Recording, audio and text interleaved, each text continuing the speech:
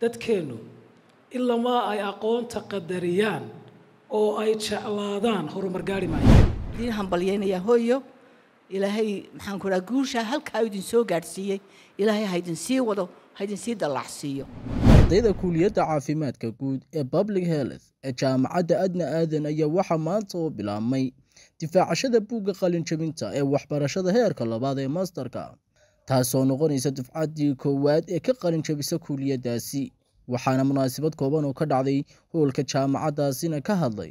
maamulka jaamacadda adna aadan oo ugu horeyso Dr. Adna Aadan Ismaaciil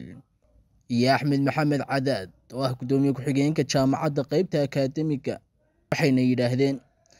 dadkeenu ilaa ma ay aqoonta qadariyaan oo ay jeclaadaan horumar gaari maayaan hadda waxaynu bilaabaynaa barnaamijkii masterka ee nursing midwifery-ga alamaayuhu qofkii ila shaqeynayay buu ahaa si barnaamijkaasi u suurta galo halkan baynu ka sameynaa master cajaayiba oo nursing mid ah iyo midwifery oo haramaaya iyo adna ay isla qabanayaan oo adna aadan ay tacab badan gelisay runtii ugu mahadnaqayo taariikhaha badan ee aadna u qoran bay qayb ka tahay marka qofku inuu master sameeyo waa speciality waa qof intuu jaamacad ka baxay takhasus gaari weeye takhasuskuna waa research waa cilmi baaris waa policy formulation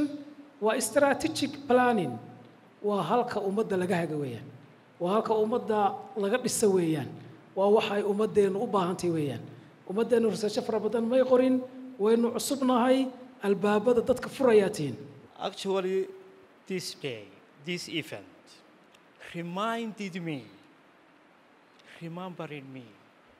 my olden days for 42 years ago when I was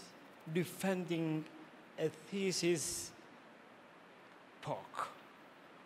about cow milk. And it reminds me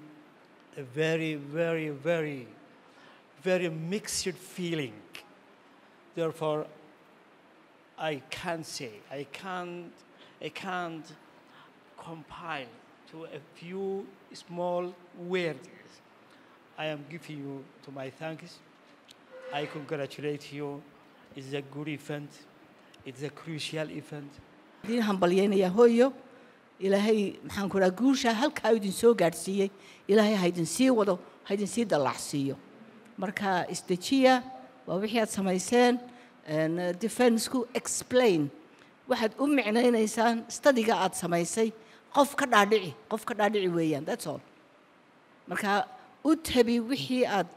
research-ka ku samaysay waxtarka uu leeyahay go'aanada ka soo baxay waxa aad ku gaadhay conclusion-ka aad ku gaadhay ka dhaadhici marka qofaan intaa waxba garanayn fardamiin ugu qor ha fahmo ya marka taasi waxay tusaysaa inaad leedahay ability ama awood ama karti aad ku difaacdo go'aankii adigu aad gaadhay